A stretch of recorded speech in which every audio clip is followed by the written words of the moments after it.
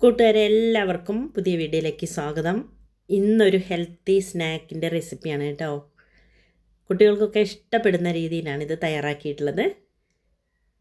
എല്ലാവരും വീഡിയോ കണ്ടിട്ട് അഭിപ്രായം പറയണേ, ഉണ്ടാക്കി നോക്കണം. വീഡിയോ ഒന്ന് ലൈക്ക് ചെയ്യണം, സബ്സ്ക്രൈബ് ചെയ്യാത്തവർ ചെയ്യാൻ മറക്കണ്ട. കൂടെ ബെല്ലൈക്കൺ കൂടി ഒന്ന് പ്രസ് ചെയ്യണം, കൂടെ ഹൈപ്പും കൂടി ചെയ്തേക്കണേ. ഈ സ്നാക്ക് തയ്യാറാക്കുന്നതിന് വേണ്ടിയിട്ട് അമൃതം പൊടിയാണ് കേട്ടോ. കുട്ടികൾക്കൊക്കെ അംഗനവാടിയിൽ നിന്ന് കിട്ടുന്നില്ലേ, ചെറിയ കുട്ടികൾക്കൊന്നും അത് കൊടുക്കാൻ പാടില്ല. കുറച്ച് മുതിർന്ന കുട്ടികൾക്ക് നമുക്കിതേപോലെ വെറൈറ്റി ആയിട്ടുള്ള സ്നാക്കുകളൊക്കെ ഉണ്ടാക്കി കൊടുക്കാം കേട്ടോ. നല്ലൊരു ടേസ്റ്റാണ്, മക്കളൊക്കെ ഇഷ്ടത്തോടെ കഴിക്കും. ആവശ്യത്തിനുള്ള അമൃതം പൊടി ഇതിലേക്ക് ഇട്ടിട്ടുണ്ട്. ഒരു ബൗളിലേക്ക് ഇട്ട് കൊടുക്കാം.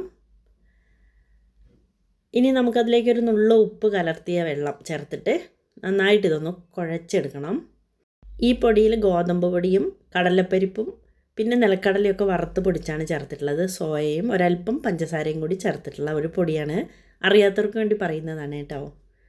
ഇനി നമുക്കിതിലേക്ക് ഒരല്പം ഉപ്പ് കലർത്തിയ വെള്ളം തളിച്ചു കൊടുത്തിട്ട് ഒന്ന് കുഴച്ചുരുട്ടിയെടുക്കണം.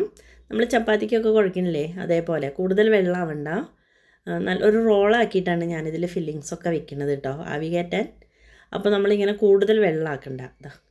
ഇതേപോലെ ഒന്ന് കൈ വെച്ചൊന്ന് പരത്തുന്ന രീതിക്ക് വേണം കുഴക്കി വെക്കാൻ. ഇനി നമുക്കതിലേക്ക് ഒരു ഫില്ലിങ്സ് വേണം പറഞ്ഞില്ലേ. അതിലേക്ക് ഒരു ഏത്തപ്പഴം നന്നായി പഴുത്തതും കുറച്ച് തേങ്ങയും കൂടി ചിരവി വെച്ചിട്ടുണ്ട്. കൂടെ മധുരത്തിന് ശർക്കരയാണ് എടുത്തിട്ടുള്ളത്. പിന്നെ ഈ പൊടിയിൽ ഒരല്പം മധുരം ഉണ്ട് കേട്ടോ, അപ്പോൾ അതൊക്കെ നോക്കി ചേർത്താൽ മതി. നമ്മളിതിങ്ങനെ ഉണ്ടാക്കുമ്പോൾ അത്ര അറിയില്ല, അതുകൊണ്ടാണ് കുറച്ച് ശർക്കരയും കൂടി ചേർത്തിട്ടുള്ളത്. ഇനി നമുക്കിതൊന്ന് വഴറ്റിയെടുക്കാം കേട്ടോ. ഈ ഫില്ലിങ്സ് ഒരു നെയ്യിലോ അല്ല ബട്ടറിലോ ഒക്കെ ഒന്ന് വഴറ്റിയാൽ നല്ലൊരു സ്മെല്ലും നല്ലൊരു ടേസ്റ്റും ആണല്ലോ.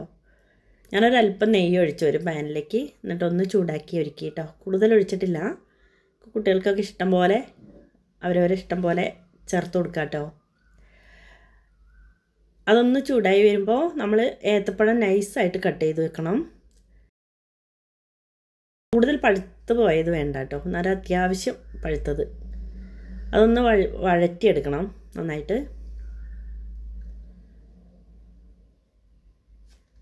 അത്യാവശ്യം ഒന്ന് വഴന്ന് വന്നു കഴിഞ്ഞാൽ നമുക്കിതിലേക്ക് തേങ്ങ ചിരവിയതിട്ട് കൊടുക്കാം.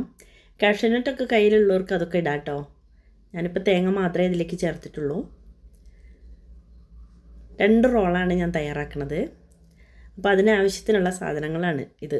ഫില്ലിങ്സിന് വേണ്ടതൊക്കെയാണ് നിങ്ങൾ കണ്ടില്ലേ. ഒരു ചെറിയ ഏത്തപ്പഴത്തിൻ്റെ പകുതി മാത്രമേ എടുത്തിട്ടുള്ളൂ കേട്ടോ. 2 തവി നാളികേരം ചിരവിയതും പിന്നെ ഒരല്പം ശർക്കരയും. അതൊക്കെ മധുരം പോലെ അവരവരെ ഇഷ്ടം പോലെ മധുരം ചേർക്കാം. ഇനി നമുക്ക് നല്ലൊരു ഫ്ലേവറൊക്കെ കിട്ടാൻ വേണ്ടിയിട്ട് 2-3 ഏലക്ക ഒന്ന് പൊടിച്ചതും കൂടി ചേർക്കാം കേട്ടോ. ജീരകത്തിൻ്റെ ഫ്ലേവർ ഇഷ്ടമാണെങ്കിൽ അതും കൂടി ചേർത്ത് പൊടിച്ചു വെക്കാം. ഫില്ലിങ്സ് അവിടെ റെഡിയാക്കി വെച്ചു.